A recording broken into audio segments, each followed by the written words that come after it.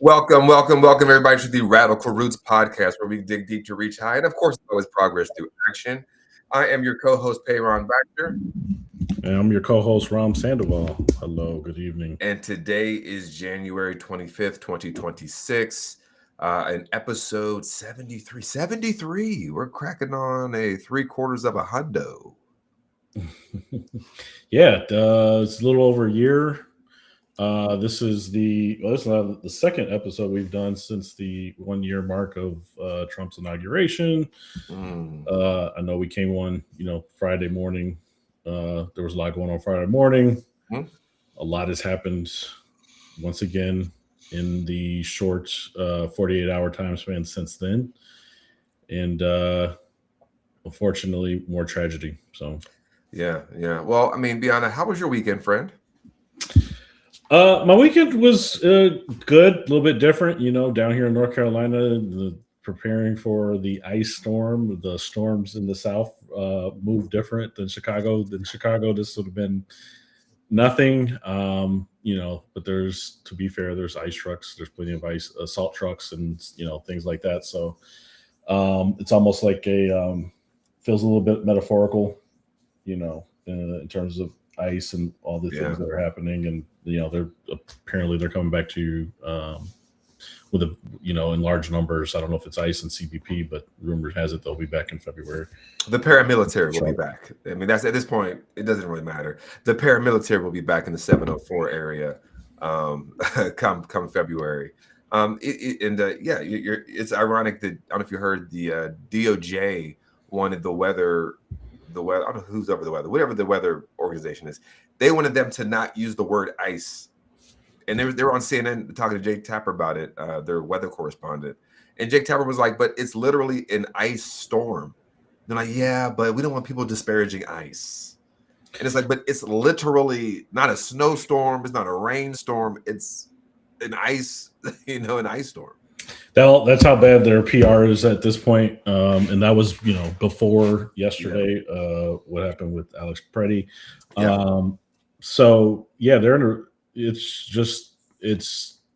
It's bad. I mean, it's bad. But anyways, I got my milk and I got my bread. You got to make your milk sandwiches. I will not be making any milk sandwiches. I might make some French toast or something. No, milk sandwiches only. That's why people buy milk and bread. You got to get the bread. You got to pour the milk on. Another piece of bread. Pop, pop. There you go. Milk sandwiches. So otherwise, decently prepared. If the power goes out, we got blankets. But the whole. Now you said your wife said she didn't feel like y'all were prepared. Have you got? Because my wife prepared. I'm talking about last night. She opened up all the cabinets. I said, "What are you doing?" She's like, "Well, you got to warm the pipes up just in case. You got to have the slow leak in all the faucets. But all the bathtubs are filled up." I said, "Is this a seance? Are we gonna be 11? Are we gonna try to go to the upside down? What's going on, wife?" So she got we got the pantry stocked up. We got our milk sandwiches ready. We got all the snacks. We got ice cream. We got ice cream out in the snow. Yeah, well, it's up and down. It was like it went from, oh, this might be real, to like, that's my wife saying a word, to I don't think it's going to be anything. So to be fair, my flight was canceled tonight, so there's that, and that's why I'm here. Yeah, but now, was that out of an abundance of caution, or was that out of? No, it was canceled on Friday. I mean, it probably there weren't many flights going out this evening, so I'll fly out tomorrow and go from there. But yeah, so that's about my weekend. Anything else from your end? No, I mean, that's about it. I mean, again, we're trying to stay warm. Kids try to go sledding today, and it's not fun snow. That's all ice. My kids were able to. The kids in the neighborhood were definitely out and sliding down the hills over here. Oh, they were doing it though. I actually have a picture of myself. I actually didn't expect it. I told we left our sleds in Chicago, or we don't need to go to North Carolina. Yeah. We're going north. I forgot, hey, we might actually take a trip to the mountains or something, or hey, there might be snow. And luckily there was kids in the neighborhood willing to share. Started off with a Tupperware top that they were sliding down the driveway on. A Tupperware top? Yeah, like how small are these children? Those giant Like a Rubbermaid bin. Rubbermaid bin, yeah. Okay, because Tupperware is for food. It's like, okay. You know what? Let's get off this because Rom's all over the place. He ain't got his fly. Folks, we have a fantastic lineup for episode 73. We have a first-time podcaster. This is his first podcast. So folks in the chat, please take it easy on him. But I think he's going to do a fantastic job. We have Chase Franklin. He is a North Carolina activist. I have known this brother digitally. This is our first time actually going to connect verbally and whatnot, but he is active. He's a member of the state Democratic Party. And this brother has the fury, the power, and the passion that we need to change some of these tides. And I'm so proud to welcome on Chase Franklin. Hey guys, thank you for having me on. I really appreciate it. I appreciate the kind words. I'm a big fan of yours as well. I remember being in the SEC Facebook group and seeing you be pretty spicy yourself, and I'm like, yeah, that's it right there. Like that's people I want to be aligned with. Oh well, thank you, brother. Thank you, brother. So yeah, Chase, just give people like a quick rundown where you're from. You know, how long you've been doing political stuff, and just kind of who you are. Sure. Yeah, I'd love to talk about this because I'm pretty new to it in the grand scheme of things. I live in Raleigh here in Wake County, but I'm from Shelby mostly. So I rep the 704. Yeah, absolutely. Shelby High School is where I graduated from. And I definitely remember, like at my school, we had a lot of a reputation for being, like the black school and stuff like that. So I've been exposed to racism at a very young age, and I've been learning to be anti-racist my whole life. And while I haven't been perfect at it, the journey's been ongoing, and I am still learning every day. Hence this right here. There you go. Okay, there you go. There you go. So I definitely have always been an advocate for Black people in general, and I think that should be universal. And I think white people in general need to be advocating for everyone in general and not waiting for them to come to us, as we're seeing is happening in Minneapolis right now. Right. But yeah, I actually work at Jimmy John's. I don't know if I should say that on the air or not, but I'm a working class guy. Like I work, tough job to get by. And I've been like looking to get my job in web development. I graduated from Wake Tech in 2024 after going back to school. I had a 4.0 GPA, applied to over 1,000 jobs, haven't been able to land one. It's been disheartening. And last year, around this time, honestly, is when I was here just losing my mind. All those executive orders flying, flooding the zone. My brain was flooded. I was literally pacing in my living room, losing my mind. My partner didn't know what to do with me. And I finally was like, man, I got to do something with this. Like, I've been a keyboard warrior on Facebook and stuff for a long time, and people have made jabs at me for that. And so I decided to put my money where my mouth is and start getting involved, get my boots on the ground. And so last year, I had a friend who I knew, a couple of friends that, I knew had at least some connection to the county party here. And they got me hooked up with the email for the precinct chair and the area coordinator here. And I sent out one email, and the rest has been history. I hit the ground running. I've had some amazing people really help me along the way, sharing their knowledge, helping me get to where I want to be to advocate for the change that I want to see. And it's almost serendipitous, honestly, how this stuff has lined up for me. And I feel like I've been given a real opportunity to do something I'm passionate about. And honestly, I was thinking about it earlier, especially how the past couple of days have been going online, that I kind of feel like I'm doing something for the first time in my life. And it's feeling good. Like I feel like I'm making headways and like starting to feel the effects of what I'm trying to do. And it feels good. And I want to encourage other people to do the same. And you don't have to have a law degree or poli-sci degree to get up in here. You just need passion and you need humility.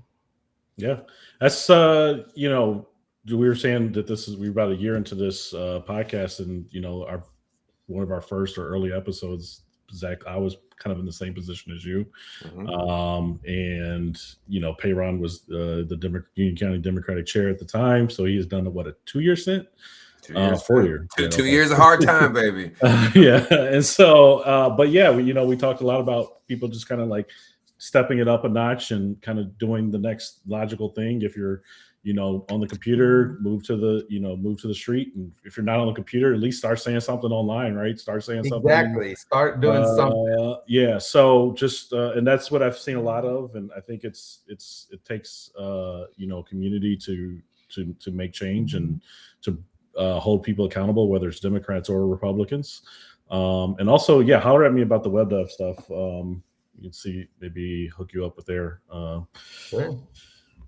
All right, so, y'all get into personal business. Anyway, so so since you've been involved, Chase, again, you said you've kind of seen me and some of my stuff online, again, and vice versa with you as of recently. So dare I say, some of the changes since getting involved, some of the scales might have fallen from your eyes, or some of the shape and form. I know for me, that's kind of how it worked. I thought I didn't know anything about political work, and the previous chair that's before me, she kind of took me under her wing and like molded me to become the chair. And then one day she was like, maybe you should run the state, the county party. And I was like, what? Yeah. She's like, here's the keys. And basically like I became the chair, and then I had to kind of learn on the job. Right. So, but through that, I learned that what we believe as the kind of John Q public out there of like maybe what the Democratic Party isn't necessarily, what it is on the inside. And again, I'm not here to say like, I want Republicans to win, but I know me and you are, we're both from marginalized communities, right? And I know that sometimes when we are not amplified or our voices are not centered, when there's kind of this mainstream capitulation to the right, it can leave some of our identities out, which is very dangerous. So that caused me to kind of have a bit of frustration with kind of understanding where the party's going. This is during the 2024 campaign for me, right? I remember whenever, of course, the Al-Aqsa flood happened in 2023, and then we kind of get this separation within the Democratic Party, within the Zionists, anti-Zionists, and folks saying for a free Palestine. And I started to realize there's kind of this neoliberal, core of the Democratic Party writ large, but the people that maybe be a part of that are those who are more marginalized. So I'm setting this question up for you, that when I started seeing you kind of be Spicy Chase out there, it's like, who's this dude, Spicy Chase? So I guess my first question is, why is the Democratic Party? That's it. That's the question. Why is the Democratic Party? Like, what's going on, man? And I mean, like, in current, and me and Ron talk about this every week. And just from a third person's perspective, like just kind of the current state, the neoliberal unwillingness to budge. Like, why is this happening in your personal opinion? And what do you think needs to happen? So I've had a lot of opinions. Like I told you, I got to start getting involved about a year ago. I think also someone asked if I was involved with Indivisible. I'm not currently, but shout me out, Chase Franklin, WCDP at proton.me. But anyways, I only got involved a year ago, so I had a lot of ideas about things coming in and what I wanted to see changed within the party. And I think you spend a lot of time on the outside wondering, well, how do they get there? Like, how does this even work? Right. And then you start getting in and digging in, and you realize there's layers upon layers upon layers that you got to get through. And it is no wonder that things go the way they do. There's a lot to sort through, a lot of layers to push through. And I think that's like kind of why we need to kind of recenter as in like local communities and get re-engaged, because we got to, form these grassroots movements and push them up. But I have a lot of problems with the neoliberal establishment within the Democratic Party. It's ultimately why I chose to get involved last year, but like right before I decided to send that email, and like it wasn't until after they told me I needed to get registered Democrat that I actually did. And I try to be open with that, because like I'm not trying to like lie to people. I'm transparent about why I'm here. But I want to see these progressive values pushed from the bottom up, and we need more young people specifically to get in here and do this. Like I'm an elder millennial, And Totally. yeah, like I understand, like we have the power of the numbers. We just need to show up at take a seat at the table. And you know, as an elder millennial, I just turned 39, so it's like it's time. Like I've been wondering when it's gonna be my time, and I guess it's now. Like, and I have to make it happen. If not, me? I don't know. And that's kind of like the energy now. And what I see is a lot of people that are older that have been doing this for a while that are really well intended. A lot of them do amazing work, but they are just like kind of stuck in this like rut of doing things the way they've always done them. And you know, as someone who's worked in tech and stuff, this is actually something I'm sorting out with the Wake Progressive Caucus, is like how you're communicating and getting business done. I remember feeling, you know, with especially getting involved with the SEC and the CEC, you know, these meetings are wild, y'all. They're wild. Yes, yeah, it is like a bare knuckle brawl for half of these things. And some people are just like kind of put off with it. Maybe it's my neurodivergence or something that makes me drawn to it. And I think there's something fascinating and kind of fun about it, because, you know, I remember proxying for the winter meeting, SEC meeting last year. That was like that's like 2 or 3 weeks after sending that first email. Like I tell you, wow. So you were like all this procedure, and because I was there, it was in Wilson, right? And I was there, and it's a lot of, you know, Robert Rules of Orders and second that, and you're like, okay, well, okay, is this, and then you see the kind of the molasses within the gears. I'm not saying you don't, you know, the Democratic Party doesn't need, you know, the structure of the governance of how we're going to do rules, but I think to your point and to our point of like, if the base of the party is ran by people or the people that want change, right? But those who are in the core of the infrastructure of the party are there to maintain the current order and power structure. That's like that's oil and water. And I think that's kind of how we kind of became simpatico with one another, because you're almost pulling your hair out, and I have a lot of hair here, not a lot of hair here. And I'm like, well, that's probably why that's happening, because it's like, well, why do you have to see the same thing I'm seeing? And, you know, again, coming from marginalized backgrounds, it's like, hey, the party needs to step it up, right? And I think we can get to our broader topic here of so even recently, of course, you know, the progressive people, and dare I say, the majority of Americans across the country do not find ICE to be an acceptable form of whatever the fuck it's supposed to be, right? They're seeing it as this, and I'm calling it what it is, a paramilitary force. Some people don't like this term, some people don't like that term, but at the end of the day, it's a paramilitary force that is only held accountable to the president, the executive, which should cause all of us to have a bit of frustration in our spine, because that is something that can be, you know, excused at a whim or sicked on you at a whim. So we've been having some debate with inside of our Democratic Party circles, and, you know, you're seeing kind of this large, you know, defense of Don Davis early on, ironically before the day before Alex Pretti's murder, of like, oh well, he's playing three-dimensional chess. Me and Ron talk about this a lot on the show. What are your thoughts there on this idea of centrism and pragmatism, and take your time, and they're actually working behind the scenes? What are your thoughts on that, Ron? What's your thoughts on that too? You want me to go first? Yeah, you go first, and then Ron. Yeah, so centrism is not an equally opposing force to fascism. Let me say it again. Centrism is not an equally opposing force to fascism. Go check the history books. If you do not believe me, there's no fascist movement that has been beaten back by a centrist movement. I promise you. That is not ever happened. So with that in mind, we have moved. If I'm here and MAGA's here, where is center right now? It's not right here. Right. It's like over here. And for all the people who say meet me in the middle, well, the middle's over here, and we need to move it over here. And they're like, no, we're just gonna like keep it here. Because they don't do anything. You know, we have capitulated to the demands of these people time and time again, and what they do. made a video about this yesterday, and I saw that video and actually had that clip, but it doesn't play. I was gonna no, it's totally fine. I was gonna surprise you with it because it's a shower scene, folks. Yeah, right. Yeah, we don't need to go there. Try to not do that again. But it's this idea, we think of bullies in the frame of, physical, like physicality. They're coming and beating you up for your lunch money. But we don't talk about the mental bullies, and that to me is not only people like Donald Trump and the MAGA movement, but also the establishment Democrat Party. They are low-key, very manipulative mental bullies because they prey on our fears that Donald Trump is going to get elected if we don't vote for their neoliberal candidate.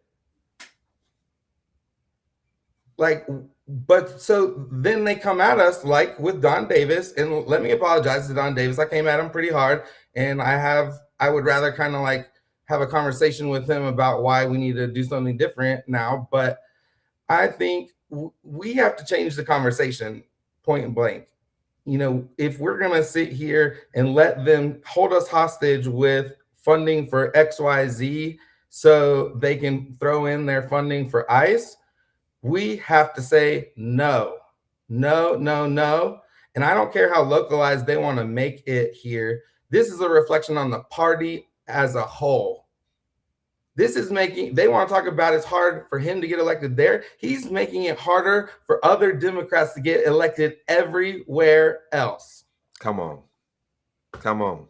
Yeah, because again, we talk about a captured opposition, right, Ron? We're like, they never have enough votes to lock in marriage equality. They never have enough votes to knock in the Voting Rights Act. They never have enough votes to lock in, bodily autonomy. But they always have just enough Democrats to help pass the fascist agenda. And that creates this dissonance in the minds of people. We're like, okay, well, what does this party even stand for? Yes. But what do you think, Ron? No, Chase said it all. I mean, we talk about it all the time. Centrism today versus 10, 20 years ago. It's like, if you just stay a centrist, you're just kind of playing monkey in the middle, following whichever way the wind blows. So as we know, MAGA and Republicans have moved so far to the right. Centrists have just moved along with them. They don't really stand for anything, right? And so that's the problem. I think it's like, what do you actually stand for? And so as far as Don Davis and the Democratic Party, it just they're looking at numbers, they're looking at the margins of their votes, and he doesn't have a primary challenger, so there's no pressure there. So then he's thinking, okay, well, I'm going to keep chasing after these these 6,000 or so whatever votes, but they don't have any principles. They don't stand for anything. Instead of saying to these even the constituents, when explain to the people why you believe in abolishing ICE or why you don't believe in funding. He isn't even talking about, we're not even saying abolish ICE. We're talking about funding ICE. Explain why. It's a pretty easy explanation, right? And, I think people are tired of politicians playing politics and just going whichever the way the wind blows, going where their donors go. That's why when you talk to people in New York and Mamdani, and Trump talking to Mamdani, and he actually respects the man, and he's gushing over him the best because he's standing on what he believes in. He stands on his business, and he's genuine about where he's coming from, right? And he actually connects with people. He's in the town halls talking to people. He's going to wherever the people are at. He's not saying, come to my campaign event and give me a $200 donation for a plate of bologna sandwiches. Like, he's actually he's going to where the people are, right? And so I think that it's a new kind of politics. It should, you would think, like, it's not necessarily new, but it's new in 2026. I feel like it's something we just haven't seen much of, and I think the people that connect and just keep it real, because as a leader, you should also be able to persuade people and help them understand and help them have these perspectives rather than just letting Fox News tell people what they should be believing in and why.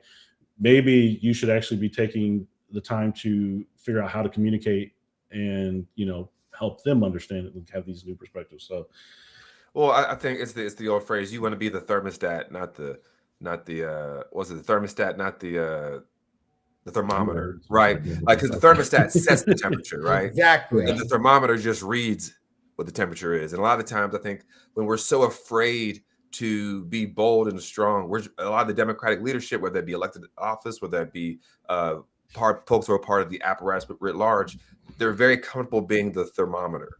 Right. Well, this is what the people. It's like, we need you to go out there and set the tone. We need you to go out there and tell people why this is important. It's too difficult to talk about X, Y, Z. Well, that's your job, because you're getting paid my tax dollars to use that law degree or that degree in poli-sci or that degree in policy to be able to communicate this to people, or whatever your degree is, right? Or whatever your lack of background is.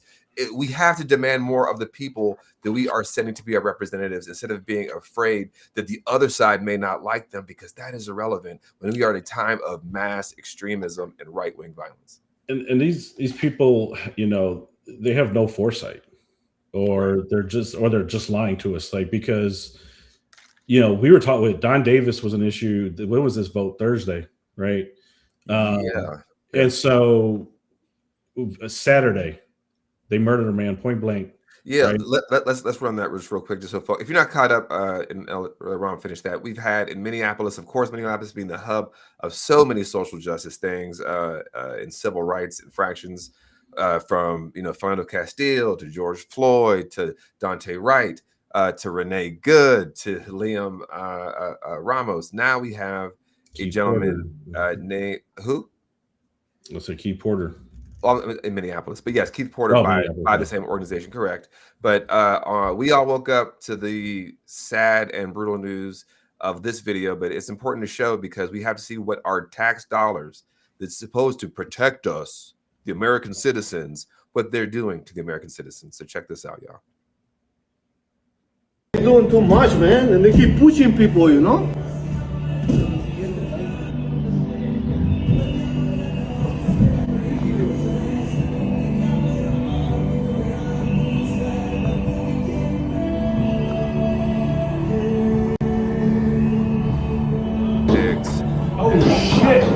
What the fuck? They killed him? Did they fucking kill that guy? Are you fucking kidding me, dude? Not again. Are you?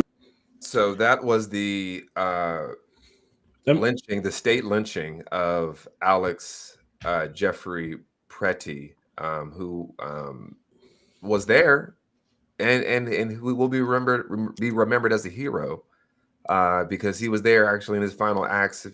We've seen multiple clips of that prior to being gunned down by the state, helping a woman up who was pushed down by ICE agents. And yeah, go ahead, Ron. That man, I mean, the man recording was saying it before. They're doing too much. They're pushing people too far. And we, this was captured on at least 5 different cameras. We talked about this Friday morning. We were talking about Renee Good, because Cory Booker and the Democrats, they need training. They need cameras. You can't train criminals. Like, you can't train. These people are people who can't not get in the police force, right? And putting cameras on them, what does it matter? I mean, the cameras, this is on 5 different cameras, and they lied to us. They lied to us in our face. Yep. There's no one holding them accountable. I mean, if they were wearing the cameras, they wouldn't care, because who's controlling it, right? And so it's so infuriating that the Democrats keep giving all of this leeway. You give an inch to take a mile. Mm-hmm. And it's like, this is predictable. I mean, it's unfortunately bound to happen again. And so, it's so easy. Like, why, we talk about Don Davis in the context of Don Davis, why bother voting to fund? As one of these 7 Democrats, you really have to help me understand, because I promise you that they did not win any votes. They did not get any additional votes because they decided to fund continue funding ICE.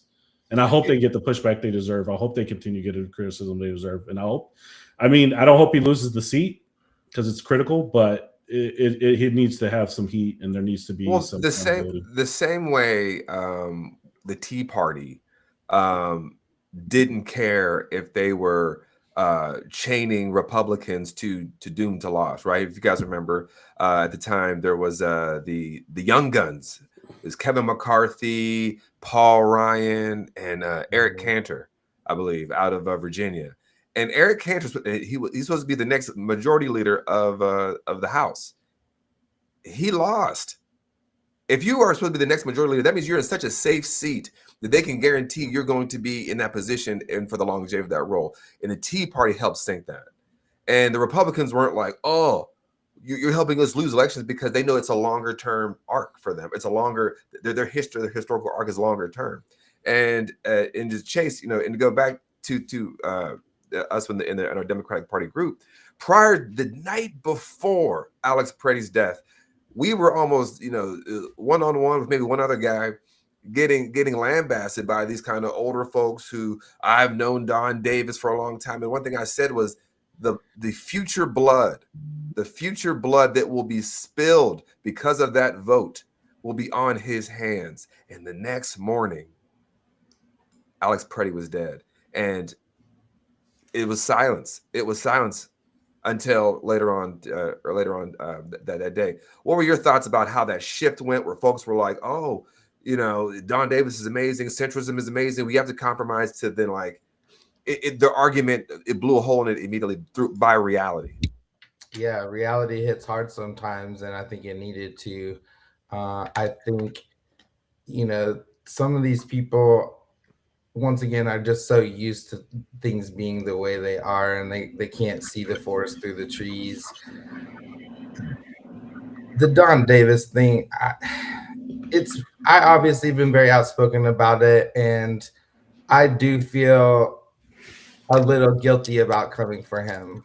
Well, I think it's more representative of like the party. Now, maybe like he's like an archetype of like, we got to defend this for that, because he could be a Hakeem Jeffries, he could be a Cory Booker, he could be a Nancy Pelosi. So I'm just, now, I don't agree with his decision either way. I think the way I went about coming after him was a little rough.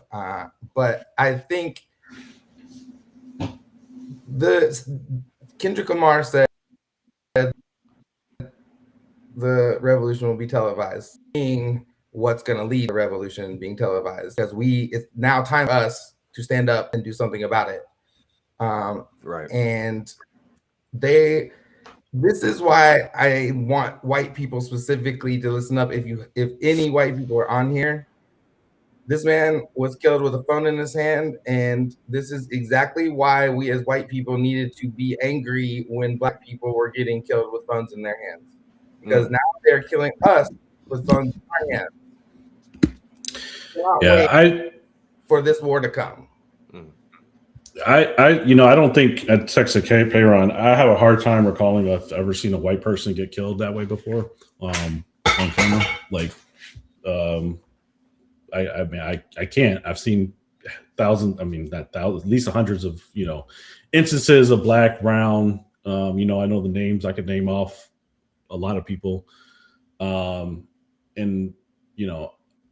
I can't name off white people, and that's I'm happy. I don't like naming names. I don't like trying to recall names. I don't like forgetting the names of these people. Yeah, I know. For me yesterday watching that, I mean, it hits just the same way, right? Maybe even more so, it hits home, because this man is a protector, protecting a woman.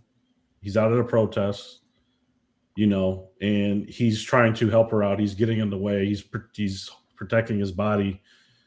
And I could very easily see myself in that same situation. That's and I've said, a lot of these situations, right? And, a few weeks ago, I said, I think if people aren't understanding that they could die during whatever we're going through, I don't think they're being realistic about where we're at. And that included white folks as well. And, that's probably in the back of his mind. I don't think he wanted to be a martyr. He obviously was not engaging with ICE at all in terms of physical or trying to push them or put his hands on them, but I think in the back of his mind that he knew that he was putting his life on the line, and that's unfortunate where we're at today. But yeah, that hit me hard yesterday. Yeah, and here's a video that was unearthed of him that was released by his family saying, please get this out there. We want you to remember, we want people to know who he was. So here's a video of Alex that was released by folks of him doing his job and serving the people. Terrence Lee Randolph, March 30th, 1947, December 10th, 2024. Today we remember that freedom is not free. We have to work at it, nurture it, protect it, and even sacrifice for it. May we never forget and always remember our brothers and sisters who have served so that we may enjoy the gift of freedom. So in this moment, we remember and give thanks for their dedication and selfless service to our nation in the cause of our freedom. In this solemn hour, we render them our honor and our gratitude.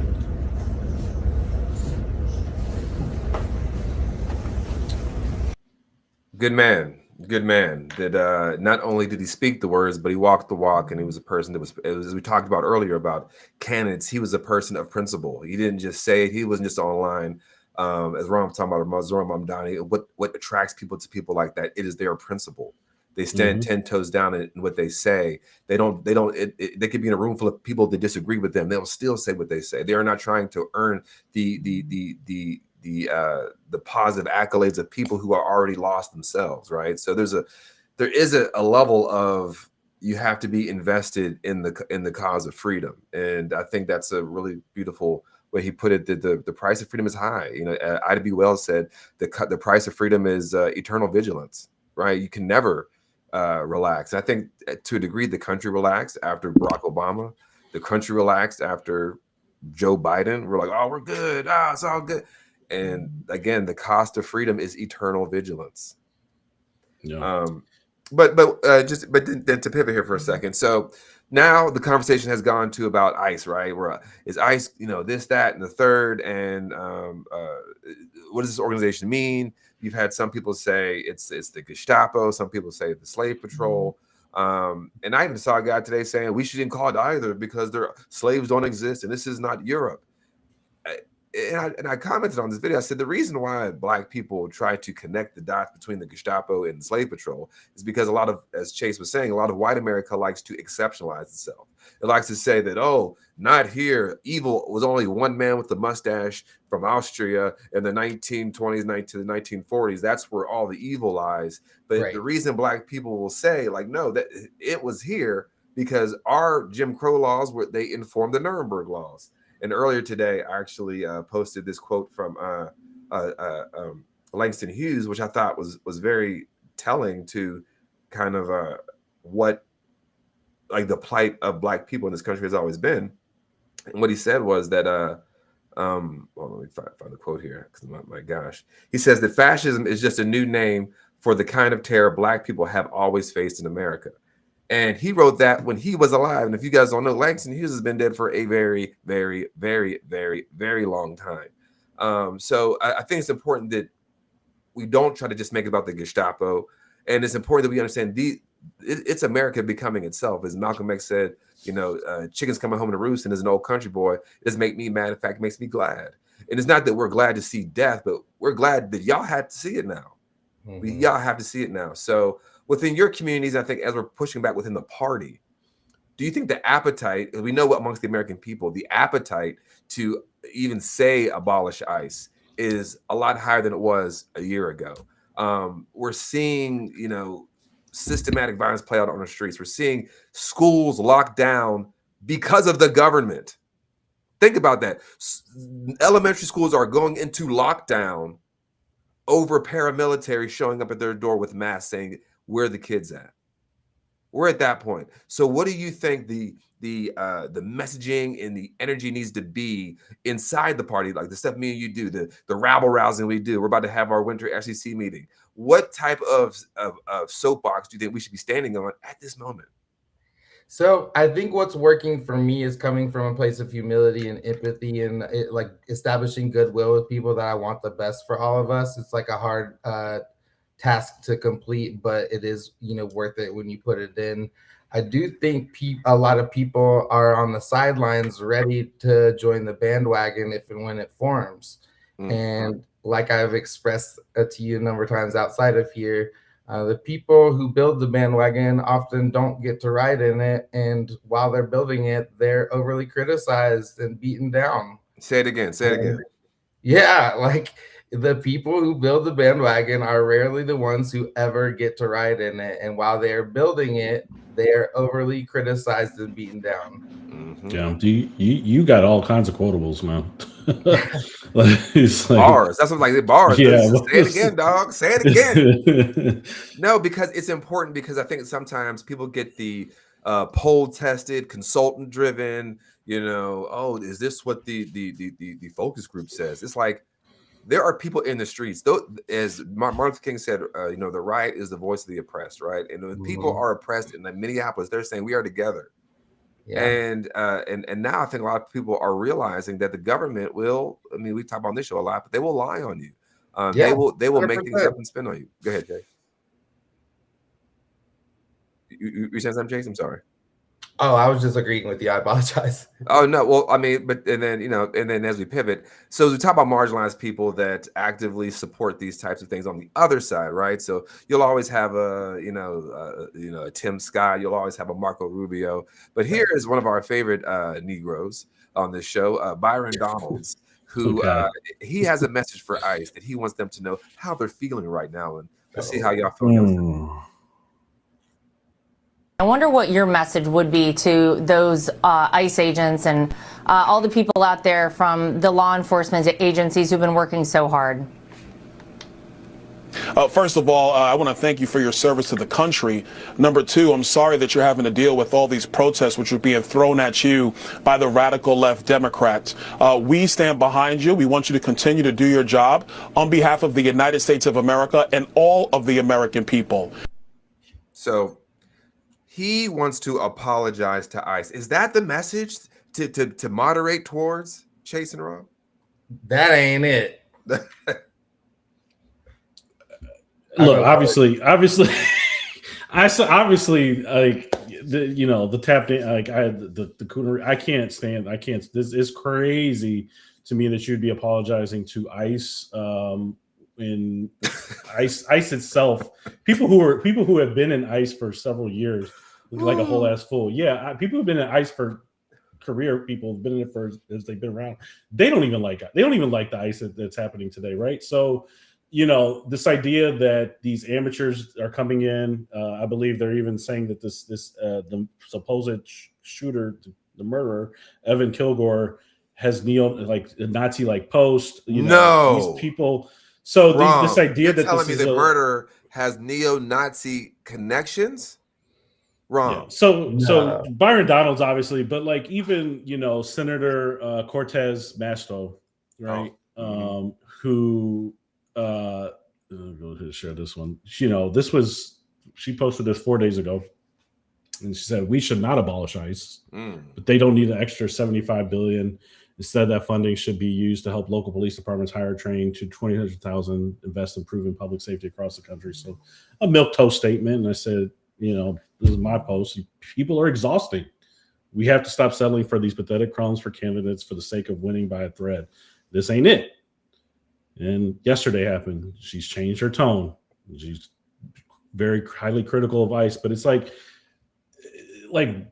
keep giving them benefit of the doubt. And as Democrats, why are you giving them benefit of the doubt?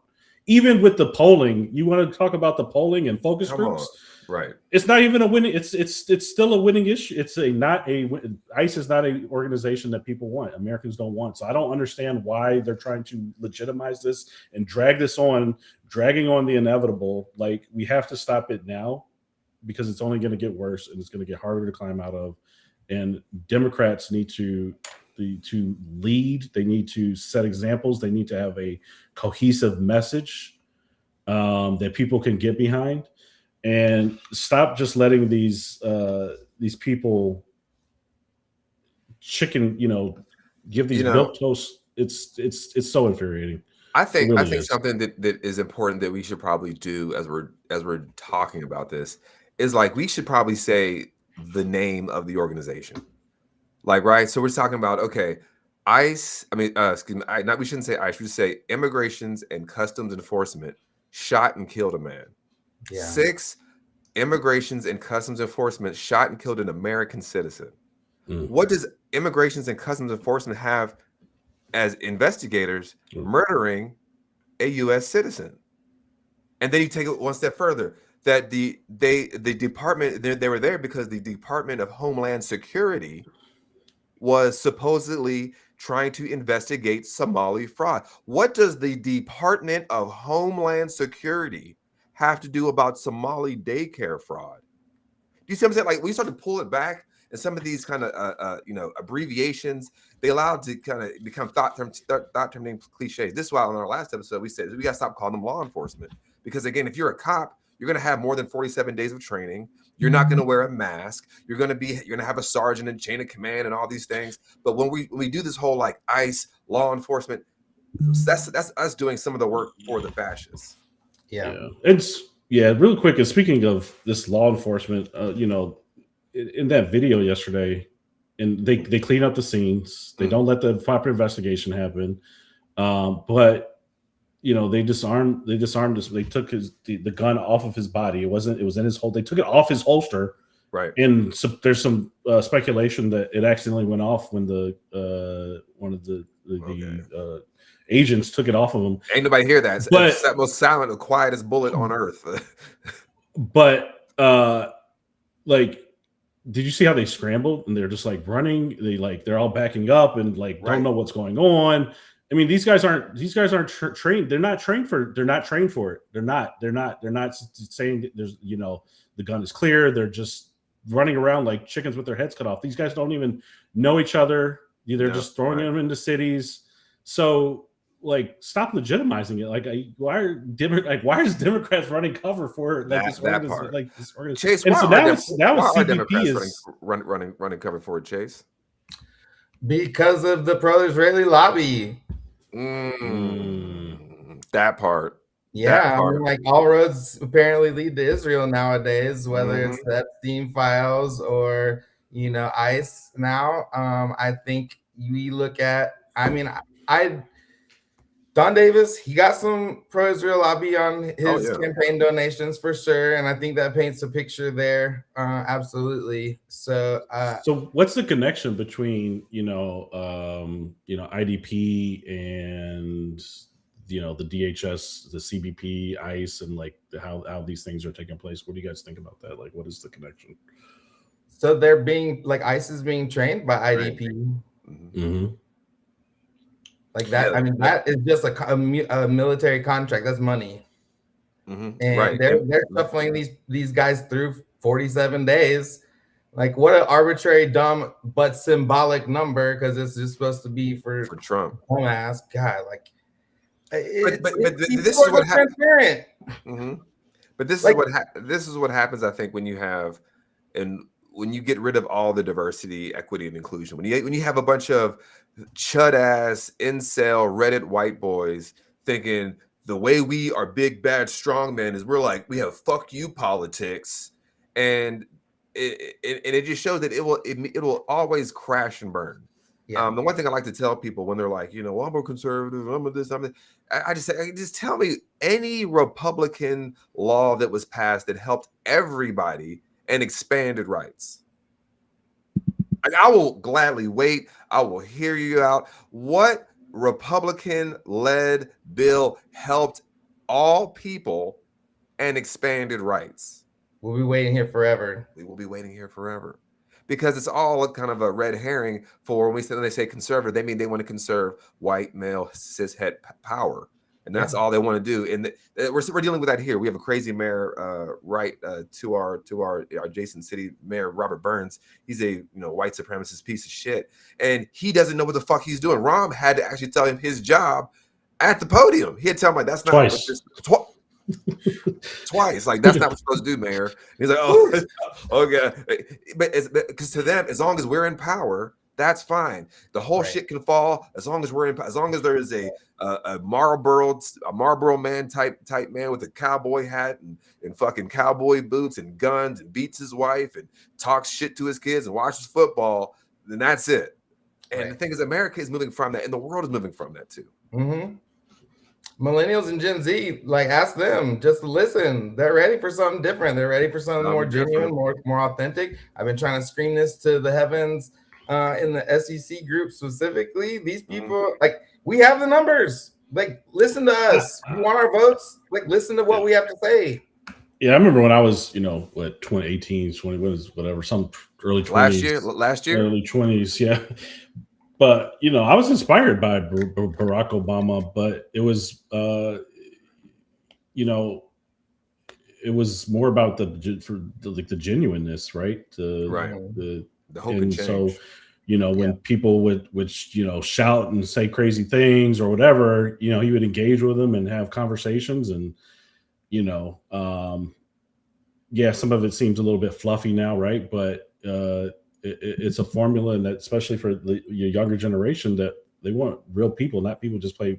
The first person I voted for was John Kerry, and that was it was the first time I could vote for president. I was like, me too. But it was the most unenthusiastic, I mean, I didn't even I cared about politics enough to vote, right? But it was there was nothing inspiring out of any of that. I knew I wasn't like a George Bush guy. I was like, I know my family. Yeah, at that point, it was I'm not voting for that guy. Like, I heard my mom talk shit about him every fucking day. Why would I go vote for that fucking guy? It's funny for me. I just moved to North Carolina to go to college at that time, and I was 17, and I turned 18 right before the election in August. And I was like, okay, I remember sitting in a long line. It was like, and again, I knew Kerry, and I was like, okay, I'm gonna vote for this guy. But our political ignorance is because of our systems, and civics is cut and all that good stuff. Yeah, but, I think they're just looking for. I think young people, especially young males, are looking for people that just kind of honest about who they are, and and they stand on what they like. So that's why the people like Charlie Kirk, he wasn't playing politics. He was just saying some shit. He was just saying whatever, right? And they okay, I like how he throws it down, but that's not exclusive to right. The right. Obviously the stuff they're saying is crazy, but there's no I'm not saying there's nobody that's keeps it real on the left, but there's a lot more, especially when it comes to politicians. There's no Donald Trump.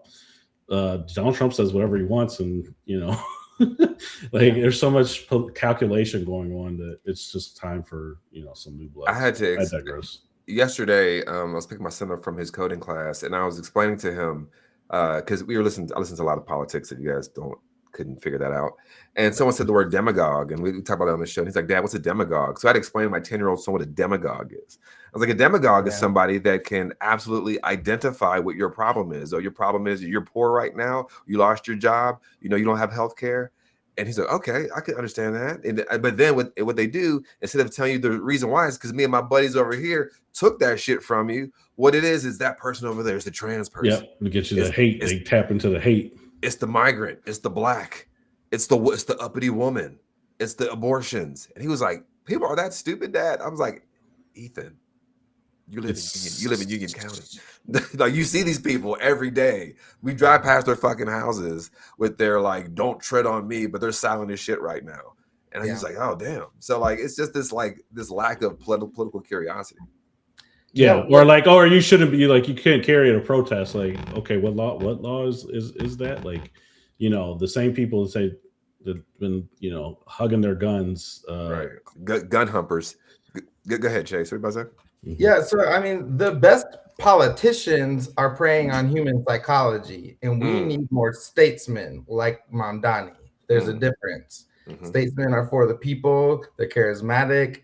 They care about lifting all ships with that tide. We have only politicians, basically. I think the closest people to being statesmen are Bernie Sanders and AOC and people like that. We need more of that. People that are for the people, not ego-driven activists. Right. Not folks trying to be celebrities. But what we do have are these people who are lying on us and trying to be celebrities on television. This is our favorite. I don't know if we're in Oscar season now. We have Stephen J. Lockjaw on CNN with Dana Bash, and he's sounds like he's blaming Alex Pretti for his own death. With respect, it feels as though in some ways you're blaming the victim here. The victims are the Border Patrol agents. I'm not blaming the Border Patrol agents. The victim are the Border Patrol agents. The suspect put himself in that situation. The victims are the Border Patrol agents there.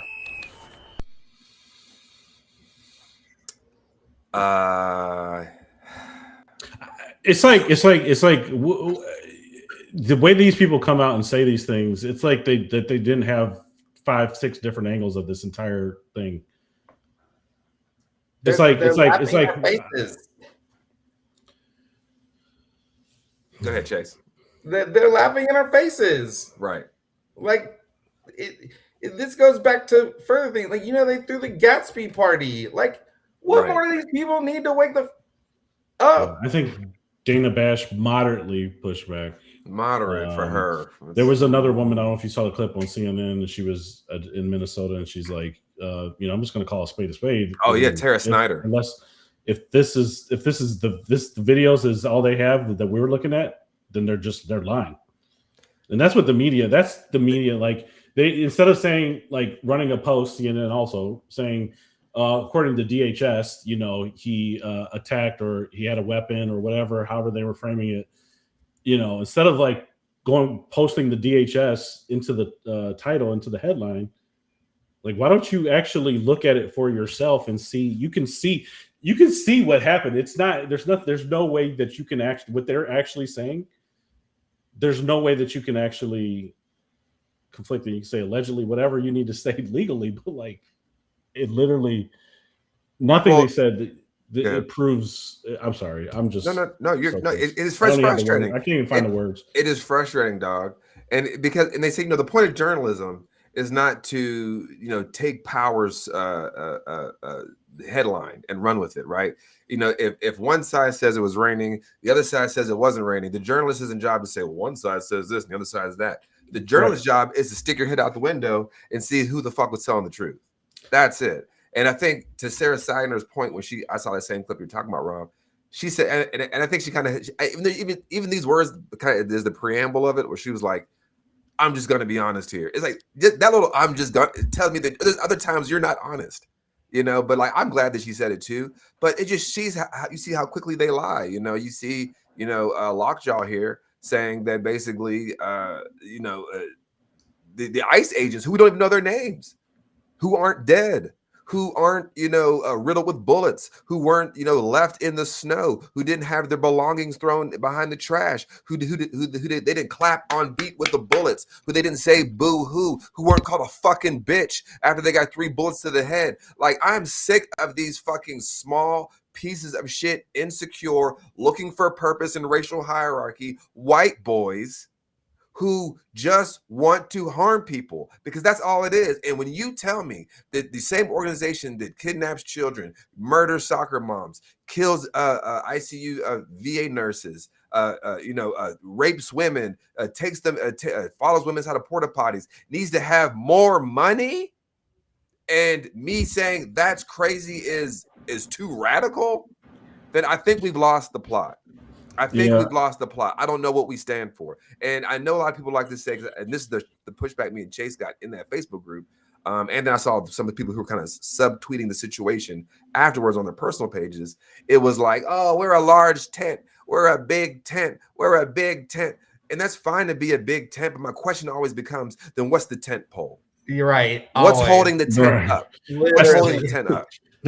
It's like you just bring in everybody, you can bring in the Joe Walsh's and the, whoever, whatever, which way the wind blows. And if you don't have any, foundational principles or, foundations of what you believe in, values, then what is the connective tissue? Like, what is that? And it's still very unclear from a national perspective. And that's unfortunate. And I think, like, we talked about Black Panthers on Friday, and I think it was Friday.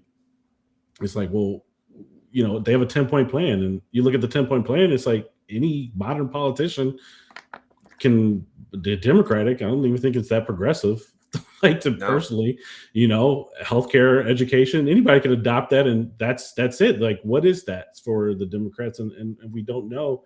And I know it's different in every areas, but to me, something like the 10-point plan should be something that connects to rural, connects to urban, connects to Black, white, Latino.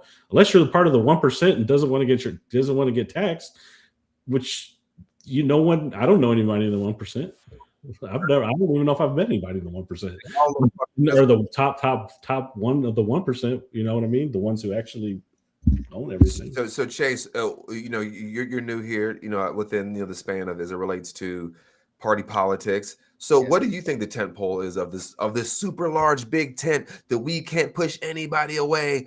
I mean, from your experience, I mean, I would say I don't know what the tent pole is. I mean, that's why I always push back. Well, we're a big tent. What's the tent pole? What do you think the tent pole is? I wish I knew, because it's all that the tent's always falling on us, because I don't think we have a tent pole that's standing anywhere. I can tell you what I think it should be and needs to be is empathy. That should be the tent pole. I think instinctively, and I think that's what a lot of Democrats feel. People who identify as or vote Democrat are people that have empathy, that possess empathy, especially empaths. And I just don't know that that's enough. And there's also when you're dealing with people who lack empathy. But yes, I think I feel like if you're grounded in empathy and you build around that, you know, I agree with your perspective. Yeah. Well, Ron, you good? You got time? Or where you at, bro? I got a couple minutes. Okay. All right. Well, we got a few more things. We see. We got so that was Bovino. Now we got so now we have Donald Trump's. This was his previous defense attorney. He's on with Kristen Welker, who replaced. If you guys remember, she replaced Chuck Todd, who was just a talking head and just basically read headlines and whatever the state wanted. This is also still ridiculous as well. Again, this is how hard they're trying to spin the narrative. They've lost control of the narrative, y'all. Like, they've lost control of the narrative. But check this out. That city. You're saying he wasn't protesting peacefully, and yet the video before shows him holding up a cell phone, directing traffic. The video after shows him being pummeled by these law enforcement. Everyone has now seen this video across the country with this man holding up a cell phone. And part of the outrage that people are expressing is that they feel as though the federal government is asking them to believe something that they don't see with their own two eyes. Is that what the administration is asking of the American people, to believe that he was violent, when the video, based on what everyone has seen so far, does not show that? Well, first of all, I did not say he was violent. I said he was not protesting peacefully. And you just described what every American has seen, which is video shortly ahead of the incident, where he was screaming in the face of ICE. He had a phone up right to the right into ICE's face. You tell me, is that protesting peacefully? I mean, we all see the same thing. I mean, you shouldn't try to gaslight the administration about what happened. That was not a peaceful protest. And yes. Wow, you should. So just so y'all know, we're not trying to gaslight the administration. What is the administration? This administration. Don't gaslight power. Don't you dare gaslight power. Right. Now, I don't think Todd Blanche, who again used to be Donald Trump's personal defense attorney, and then when he became president, became a deputy AG to Pam Bondi, who then went to go meet with Ghislaine Maxwell. She got that sweetheart deal, went to and all that shit. But he's saying, it's y'all fault. How dare you be mean to these immigrations and customs enforcement agents who are murdering you in the streets and taking your children and raping you? How dare you? I think if anytime the White House has to come out and put out statements minutes after a shooting multiple times, I think that's a very bad sign. I mean, this is like the White House talking about another agency, like an agency obviously within the administration, but like if you had to have a press conference and it has to come from JD Vance and Donald Trump, and like I think it sounds crazy, right? Because when have you ever seen like somebody, you know, I guess several, I'm not gonna say never, but like, you know, when there's a cop shooting, you know, there's not really sure what happened, you know, they don't really come out, say they will demonize, they will say the bad things, but I don't know if they have like these press conferences where they're just outright saying like, And I think it's just a whole new level. And they'll like put out, stuff of like, oh, this person was a criminal and stuff, but they never like come out and put out a press conference and the chief of police and saying like, I just think the White House. That's a right wing chief of police. Or just give me a left. But I do think we're at a critical. I think we're at a critical point in America where if we can see these things, these organizations are becoming delegitimized by the public. Correct. And it's a losing issue, and if they're going to lose this, if they're seeing signs that they're going to lose the 2026 midterms, they are like trapped rats, and they have to figure out a way how to get out of this, because they know, and they've said it, I will be impeached, we will be tried, I will be locked up, between the Bannons and all of these people committing all of these, violating the laws, that they might actually have to face accountability. What does that mean? I think it makes them desperate, and I think it makes it even more dangerous of what's ahead. And I think that we have to be very vigilant and aware of how things will progress very quickly, because they're not just going to, I don't think the 2026 election is just going to be some regular election, and they're just going to allow themselves to lose any type of power. Yeah. It's coming here, from Jen saying, he was not a protest. Alex was walking in the neighborhood. Correct. But I think the way the right wing frames it is that protesting ICE at all is a cause for summary execution on the streets. That is the massaging reality, right? We talk about on the show a lot that power is the ability to rewrite reality and then get other people to believe it. So that's what they're trying to massage it slowly to be like, well, no, he was him doing that was a protest. Him doing that is the protest, and that is enough for us to murder him, because these guys with guns are afraid. And they try to say that every protester's paid. Have you all got your check? Have you ever been do shit like I haven't got a check? I got my check. I got my check. I got my Soros check. I got my Soros check. We're in the platinum tier of the the pyramid scheme, but like Skippy. It's like, and same thing with Renee Good. Like they couldn't connect. They don't have connections to not even the Indivisibles or these like strong participation in even like Democratic Party, because if they did, they would have been blowing that up, using that to say that these are terrorist organizations. Right. And these are just regular ass people who feel like, hey, I'm upset, I'm out here going to see what's going on, I'm going to record them, I'm going to hold them accountable. But don't these people are committing a siege. They're in our city, they're tearing shit up, they're tearing people apart, they're in our streets, terrorizing people, because this stuff didn't exist a month ago in Minnesota, right? And so why wouldn't you be pissed if somebody came into your neighborhood and started to go door by door, start ripping families apart, start causing chaos, start asking people, random people, if for their papers and identification, and started tearing up your shit? How would you feel? And so this is all these people that don't tread on me, the Second Amendment folks, all of these people, these preppers, this is the type of shit that y'all were talking about.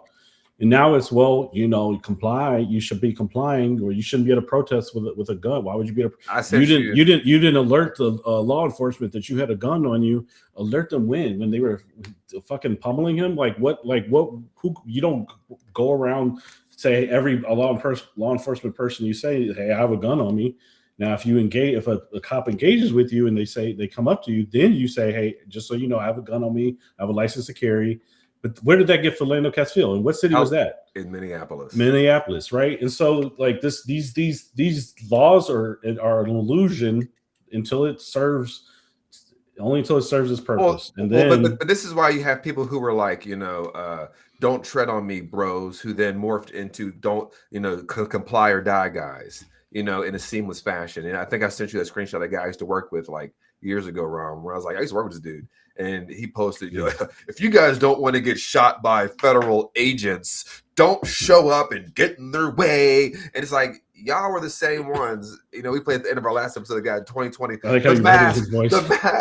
mask is, you're killing me. But then it's like, the government, listen to the government. The government is there to help you. It's like, what is it? Yeah. And I commented, I said, it's funny how quickly y'all can morph like that. you know, because now they're like, concealed carry, we're against that.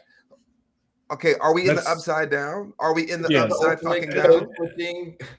And that's why it's like, well, why are we trying to appeal to these people? Why, like, if you're still MAGA or Republican in January 25th, 2026, then you're probably lost. So like trying to chase after that shit is like, you need to be appealing to the people that didn't vote. You need to be making sure that the Democrats that didn't show up in 2024 are going to show up in 2026. Boom. Like, you need to be doing that type of shit. Stop chasing after these people, these contortionists that will find any excuse for any fucking thing, no matter what. I actually would like to go back and see what they were saying when Philando Castile was. I'm sure he should have. I don't believe the NRA said anything. He should have killed himself. Is what he should have done. He should have just jumped out the window. But you know, Chase, I'm gonna let you in on this. So what are your thoughts? Are we living in the same reality as some of these other people? I don't know. Like, sometimes it really makes me wonder, like, the mental gymnastics that people do in order to not face reality. Like, this is where I'm at now. Like, I've spent a lot of my life hand waving shit. This is how it is. It's always the way it has been. I'm tired of hand waving, y'all. Like, no more. We're done. We're done with the hand waving era. We're doing on the hone in on reality era and look inward and self-reflect era. That's where we need to be. Yes. I think there's two things. They're chasing the white supremacy, these culture wars. They've gotten people tapped into talking about drag, talking about transgender and restrooms and silly shit. And there's that, and it's a mix of like their media these people are consuming. I mean, if you like, it's a stream of bullshit, right? And they actually actively do not put in certain things into these programs. They shape the way these people think. These people are not curious. They do not care to go to the source. It's the direct source itself. They don't care to look at other sources. They don't care to look at history. So, we can't sit there and try to teach people. You can't teach these people, especially the older folks. I think, especially because confirmation bias is a piece of it, right? That's the reason why there's a 2017 article from Jezebel, and they're talking about like why the right wing is such a multi-billion-dollar organization, if you will, right? Why right-wing media is, and they're like, basically, if I could just summarize it in a sentence here, it's because if you can tell basically middle-aged white men what they already believe, you can make millions of dollars. They're basically talking about how there's like a OANN, Fox News, Joe Rogan. Like, if you can just if you be a Candace Owens, if you can be a Charlie Kirk, if you can tell middle-aged white men that they are right about everything and everybody else is wrong, you will make millions of dollars. And that is something that I think the Democrats think that they want to tap into, versus realizing it needs to be kind of an encore style politics, right? It needs to be an applause style politics. The folks that are standing up clapping for you, you need to make sure you're servicing them. Not instead of being the bad boyfriend syndrome I talk about, where it's like, oh, you're mine, you're my captured vote. But when you ask me, hey, can you give me a little attention? Shut the fuck up. I'm gonna go over here and try to holler at this suburban white woman over here. I'm gonna get that milk and magnesia over here. And it's like, well, hold on, but ain't you my boyfriend? It's like, shut up, bitch. You're my woman. It's like, hold on, hey, man. And like, that's kind of where we're at, where it's like there is this choice to ignore the people that brought you to the dance, trying to hook up with Stacey from around the corner. And it's like, that has to go. This level of we're just trying to live above board, and we're just trying to be the uptight adults in the room.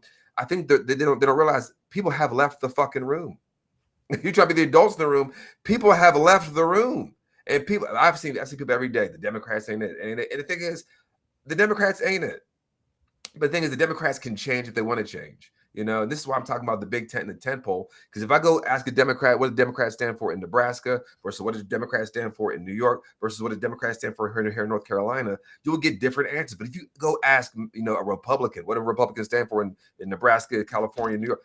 Small government, cutting taxes, blah, blah, blah. All the same, it's all white supremacy. They're not going to say that because they're cowards, right? But they're going to say the same shit. And that is one thing that they're more homogeneous. So that makes sense. But we have to be like, hey, do we stand for universal human rights? And I think that's just an easy question to start there. If the answer is no, then I don't know if I want to be a part of this. Because if I have to deal with it within hierarchy that I believe this group needs to be prioritized over that group, I ain't with that shit. Because that means that you will sell me out at a certain time. Yes, right there. Like, why do people not understand this concept? Like, I learned this at a very early age when you're having like the gossip games and stuff, and people are like, you know, you're in a group and somebody walks away and they're like immediately gossiping. Am I the only person who was like, wait, but like, are they talking about me whenever I walk away? And also, is the thing that they're talking about something that I'm also doing? And that's what it is. And that's what it is. But you know, but go ahead. I got two more clips, but go ahead, Ron. No, I was, you know, I just was going to say with Philando Castile, and I actually, as I was doing my quick research, what the NRA had said, what they said, what the NRA had said, and it's eerily very much the same as what they said before. So the reports from Minnesota are troubling and must be thoroughly investigated. In the meantime, it is important for the NRA not to comment while the investigation is ongoing. Nice. And rest assured, the NRA will have more to say once all the facts were known. I don't believe the NRA said much after that. I'll double check that. But then also the NRA, as from yesterday, you know, I did hear about this. I did hear about attorney, the assistant attorney general of somewhere. California. Responsible public voices should be awaiting a full investigation, not making generalizations and demonizing law-abiding citizens. It's better than nothing, but again, everyone has eyes, and the video's there, and we'll see what comes of it. But they're all yearly, you know. NRA was very much in support of banning guns, I believe, in California when the Black Panthers were carrying them. So it's. Well, I'll say this. These people are all over the place because, you know, you got Christy Nome, you got Todd Blanche, you got Greg Bovino talking about guns at a protest. These are the same motherfuckers that are falling over themselves to get all but his name of Kyle Rittenhouse tattooed on their fucking chest, who had an illegal gun that his mom bought him because he was too young to cross state lines to murder someone to defend property that was not his, that they did not ask him to defend. So these same people that they're inviting him to CPAC, inviting him to the RNC, goddammit. Kyle Rittenhouse was a speaker at the RNC. Nuts, right? Like, nuts. And what did he do? He had a gun at a protest, murdered 2 people, blew one guy's arm off, because what all these people are, Kyle Rittenhouse, Daniel Penny, George Zimmerman, Derek Chauvin, you know, that nurse in Virginia that was snapping those bones of those black babies in the NICU. These are race warriors for white supremacy. They will always be uplifted. These laws were meant for us, the people on the outs.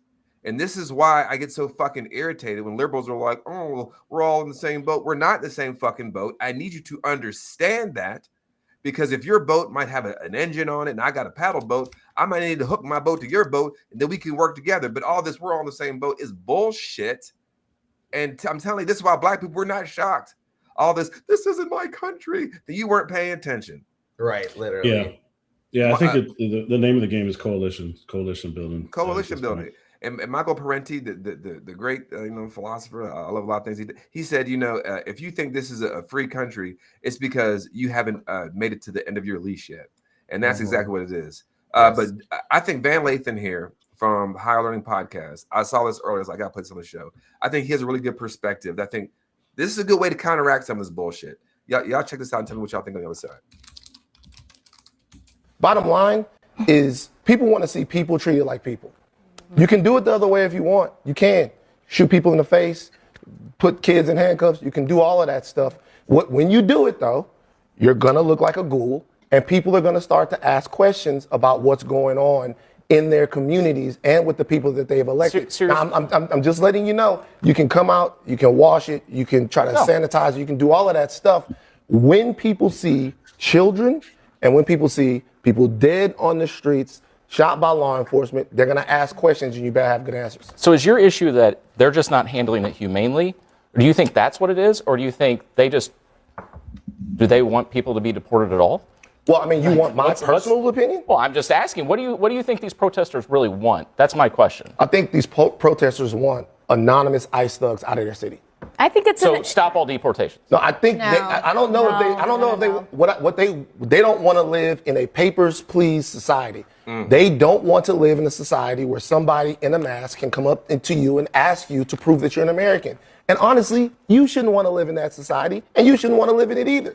What the hell's going on? Well, defining what they are is just sanctuary city, which is not to work with that kids. right That's there, what you're saying they want. When you sit down and think about that right there, somebody just being able to walk up to you and going, hey, you from around here? Come over here, let me put you in hand gloves. What are we talking about? I could have the debate with you about tactics, but I think overall, the American people have spoken pretty clearly that they want the deportations. And that's why I was asking you. They want humanity. You can't. Hold on. So Abby Phillips there. You're getting all jammed. Real quick, I thought Van's point was great. Go ahead, Rob. Yeah, it was really great. And real quick before you get into that, to his point about people don't want to see people dead in the streets, and again, looking at the Philando Castile, what Fox News did back then, they didn't air it. They just acted like it didn't exist. I looked at Fox News right now. You can't find the video. There's not. It's not there. CNN. It's there. It's there. There's multiple stories. They're talking about things about the far left network that helped put Alex Pretti in harm's way, then made him a martyr. Like, so they act like these things don't exist because they know, to Van's point, no one wants to see kids and kids getting taken away and split apart from their families and people dead in the streets. They know that. When you need protection from the protection, you're in tyranny. So when you're saying when you already got the complexion for the protection and you still need protection, that system within itself has been defunct, and dare I say it was always stamped from the beginning. I know you're reading Ibram X. Kendi, his other book, Stamped from the Beginning, is like this project is always doomed to fail, and I know a lot of white people don't like to hear that, but it's true. If you build a nation built on genocide and then built on human trafficking and captivity of people and then perpetual enslavement of them for generations, and then legalized apartheid for 100 years, and then consistent internal destabilization of different groups, it's not going to be a long-term thing, right? And the thing is, Black people, the only people on this soil that did not ask to be here, were the ones that pulled that arc of history towards justice through our blood, through our sweat, through our tears. The fact that we had immigrants being able to come over here with the 1965 Immigration Act was because Black and brown people were like, hey, we need to have our family members being able to come over here, or our brethren from the diaspora to be able to come over here. So like, there's just so many things that I think a lot of people are waking up to, that we can't just allow this notion for that toxic peace, right? Me and Ron, we love that quote from Martin Luther King from a letter from Birmingham jail. This presence of toxic peace, which is the absence of tension. And it's like, that's a very white thing. It's like, oh, I just want to be perceived as nice. Black people don't care if you like us. We don't want you oppressing us. We don't want you discriminating against us. We don't want you murdering us. And if that is political, then again, this project itself needs to die. And I think, and the last thing I'll say before I kick it to you, Chase, is that when people like to bring up the concept of the fall of the Roman Empire, right? The fall of the Roman Empire, then this happened, and this senator, this, that. But when one empire falls, it allows us to imagine something better, right? I mean, when the fall of the Roman Empire happened, it allowed the emergence of the British Empire. I'm not saying we need another empire, but you get my point. Like, once one thing dies, it allows the people who were oppressed by that empire to now be able to self-determine.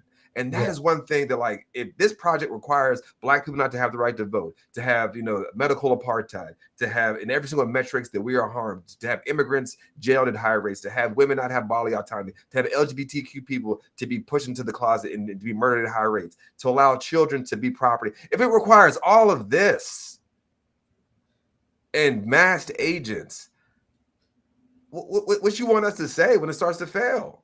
And we've been living under that for 400 years. But what do you think, Chase? Yeah, I mean, I think at this point in my life, I'm tired of conceding and making these concessions to fascists and letting them come back and bully me physically and mentally. And I think I want to only ride a tide that literally lifts every single ship.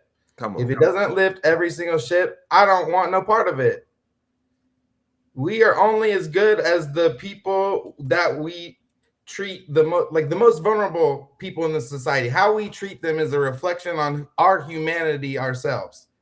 If we can't take the most vulnerable person at the lowest social tier of our society and treat them with any kind of grace or dignity or empathy, who the fuck are we?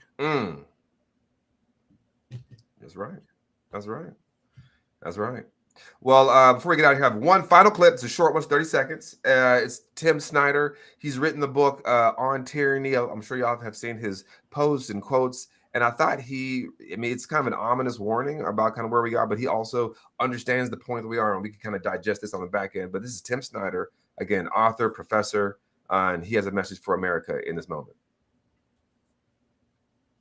Amidst the ethical horror of the killing of Alex Pretti, and amidst the obvious need for more nonviolent resistance, I want to try to explain the logic that the US government is now following. The logic is known from the 1930s, from the Soviet Union, from Nazi Germany, from authoritarian and totalitarian regimes all over the world. The logic is that you take the border and you put it everywhere. You take concentration camps and you make them bigger. You create states of exception in time and in space, and you try to make them as large as you possibly can and to make them last forever. None of this is about immigration or about the law. It's about creating a state of exception everywhere. It's about using the border, making the border everywhere. It's about turning ICE into a state secret police that's permitted to do anything. This logic has to inform our actions because it defines the stakes of all this. This logic should also define how courts, journalists, and others consider these events. We have to see them for what they are. They can be stopped, and we can get out of this and into a much better America. Thanks. All right, what are y'all thoughts on that?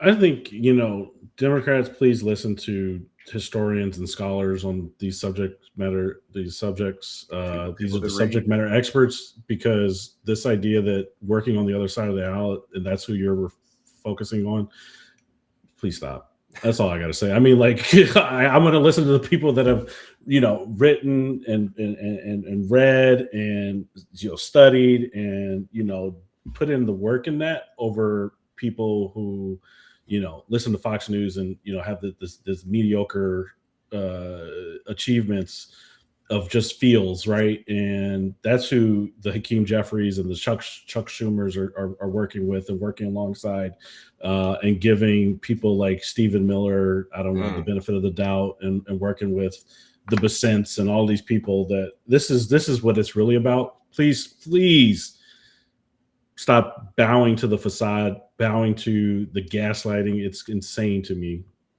The mythological modern. Go ahead, Chase. Yeah, I mean, I think we have a new way forward and we need to believe in it. We need to change the conversation. I'm tired of hearing we're not ready for democratic socialism, but I'm rooting for it. No, I believe in democratic socialism, and this country is ready for democratic socialism. We have to change the conversation around how these conversations are happening. We have to manifest our destiny.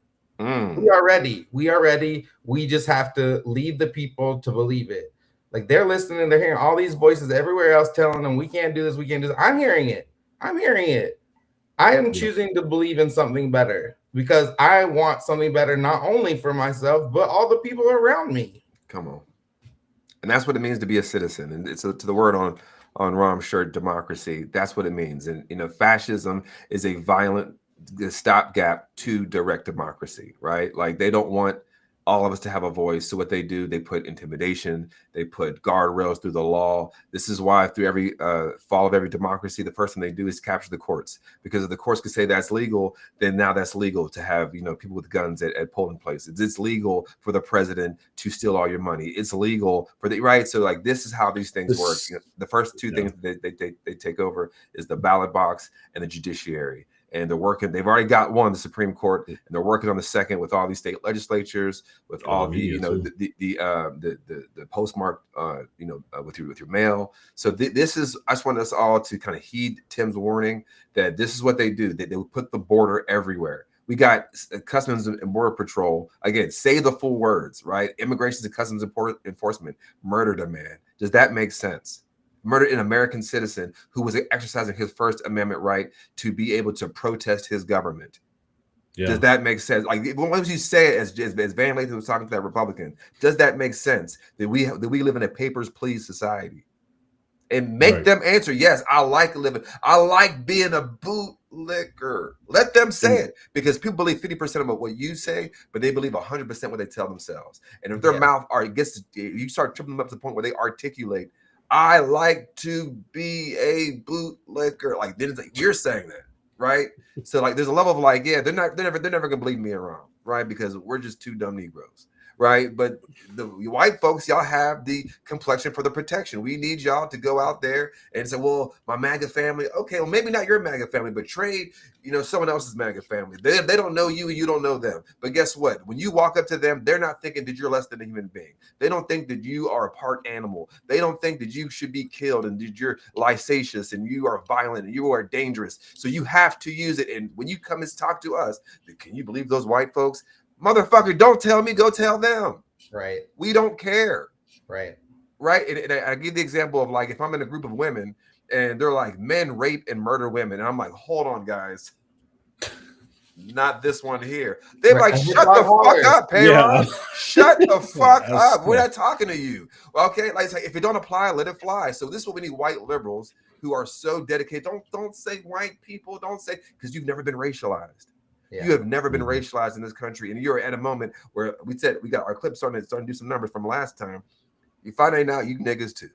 You some niggas too. I saw you post that. You know what I mean? Like you finding out y'all some niggas too. So, but Chase, it was you got something wrong? Yep.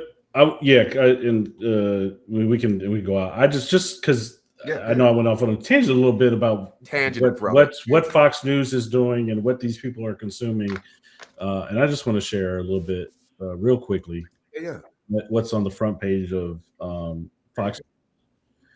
This is the far left network that helped put Alex Pretti in harm's way, then made him a martyr. Nice. So what they're focused on is they are focused on the signal messages in the group that happened. That were able to rapidly respond. They are looking at the group chats of people responding after this man was shot. Like that's where their focus is, and this is what they're concerned with. This is what we're dealing with. Just so you know, we got our work cut out for us. But like Van Lathan said, like, do you want to live in this type of society? And like, then the idea that the government will just lie on you. I mean, now when we know this as Black people, but like, it's getting so bold. And we said on the show before, an empire is its most dangerous when they don't care that the people don't believe their propaganda.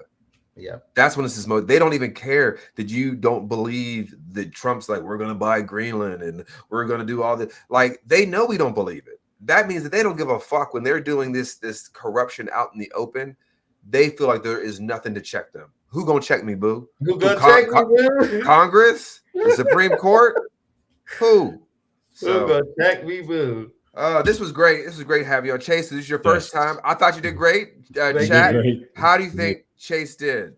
Let's give Chase. If you think Chase did great, put a number higher than 10 in the chat. If you think Chase Did great. It has to be higher than 10. We'll see what we get. I don't know. You might get some less than 10. We'll see. We'll see. I mean, It's gonna feel like the delay's gonna feel like crickets. The delay will feel like crickets. Like, oh my God, I think that they're writing such large numbers. But how do you think it went? And what were your thoughts on coming on the Radical Roots, Chase? I loved it.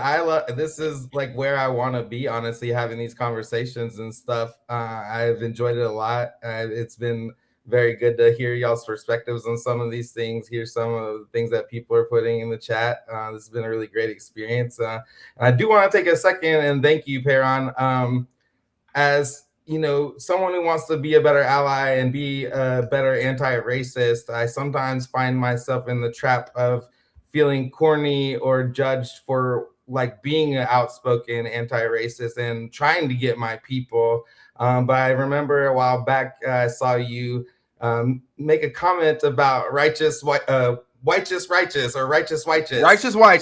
Yeah. I love me some righteous whiteous. I want to thank you for saying that and putting that out there because it helps me feel more safe and comfortable about being outspoken as an anti-racist and fighting for systemic justice and equality and equity. I feel like sometimes it's kind of awkward place to be in, and that kind of feedback and that kind of safe space, I will say, it helps me grow and be better. So I appreciate you for that. Of course, brother. You know, I think, you know, uncomfortability and vulnerability are essential ingredients for political growth. If you feel comfortable talking to this certain group of people, you are not doing political work. Yeah. And if you are doing political work, you're doing political work to maintain the status quo. And the status quo has been racist, sexist, homophobic, xenophobic, murderous, rapacious, classist, oligarchic, you know, so we're trying to change all those things. Again, the name of our show is Radical Roots because, as Angela Y. Davis said, radical means to grasp at the roots of something, right? Get to the bottom of it. And you can't be afraid of that. And I'm so proud of you. I'm so glad that you came on this show. And you know, hope we will have you on. You know, we always a slot for guests. You know, and the chats seem to think he was all right. So thank you. I appreciate that chat. That was good. So, but how can folks follow you? Tell them how they can get into your next thing. Sure. I'm Chase Franklin on Facebook. I just made my first TikTok, Chase Franklin for NC. I'm on Instagram. Cut to the chase. Let me just double check that. That's all right. Double check. Yeah. Cut to the chase 86. My email is chasefranklin.wcdp@proton.me. I'm also on Bluesky. You can find me. I don't use X, but I am trying to grow my social media presence. Platform. I'm sorry, what? You don't use the Nazi platform? Yeah, I don't use the Nazi platform. You're not even inclusive, bro. I'm trying to increase my social media presence and not let the haters who tell me I'm too political shut me down. Yeah, and yeah. Somebody asked about Substack. We also got to get on Substack. I don't know if you're on Substack chat. I am. I need to work on like actually putting the content in there. Yeah, for sure. I got work. I don't know how it works. We got to do that too. Also, you know, Indivisible CLT. If anyone's looking to get involved, there's a canvas next Saturday. You can hit me up, info@radicalroots.us. And I believe it's Saturday afternoon. If you're interested in that or any of the ones coming up in the next 6 months, let me know. And somebody had mentioned Indivisible. There is an Indivisible Monroe now as well. If people are looking to get involved. Indivisible is also on the Abolish ICE train. So, yeah, they get it. So let's make a moral stand. Let's show some moral courage and have some spines. Let's go. We can do it together. We can't do it alone, but we can do it together. Well, you done got the grid over Chase's face. Over his face, yeah. We're also very disrespectful here, Chase. But folks, just real quick, we're gonna put it up for a second. Yeah, there. Now put it up. There you go. That is not on Chase.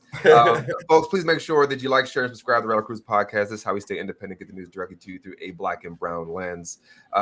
This show wouldn't be anything without you guys. We're growing every single week.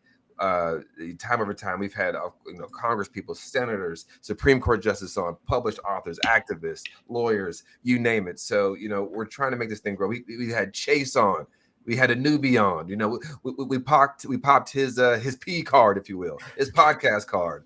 You know, so it's fantastic. So please make sure if you help us out, it helps us keep this platform alive, because we are totally independent and we are growing, and we need the response from you all. So thank you for tuning into the Radical Roots. This is supposed to be 1 hour, as they always are supposed to be, but you know, Rom gets me to talking, you know, Chase got to talking, Rom got, and it was a good time though. It was a vibe today. But folks, thank you so much for tuning in, and we will see you next time. I'm your co-host, Payron Baxter. I forget how to say. I'm the co-host, Payron Baxter. I'm your co-host, Rom Sandoval, and thanks again, Chase. Thanks, I Chase. appreciate you guys having me on. Thank you so much.